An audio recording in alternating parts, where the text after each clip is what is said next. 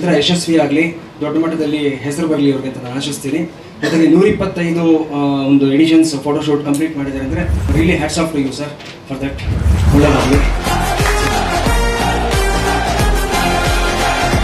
ರಾಗಿಣಿ ಅವರು ಬಹಳ ಹಿಂದೆಯಿಂದ ಪರಿಚಯ, one of the most professional artist ಅಂತ ಅವ್ರನ್ನ ಹೇಳ್ಬೋದು. ನಾನು ಇಷ್ಟು ವರ್ಷದಲ್ಲಿ ನಾವು ನೋಡಿದ್ದೀವಿ. ಗಿರಿರಾಜ್ ಅವರು ಅಷ್ಟೇ ತುಂಬ ಅದ್ಭುತವಾದಂಥ ನಿರ್ದೇಶಕರು. ಅವ್ರ ಬಗ್ಗೆ ನಾನೇ ಹೇಳೋ ಅವಶ್ಯಕತೆ ಏನಿಲ್ಲ.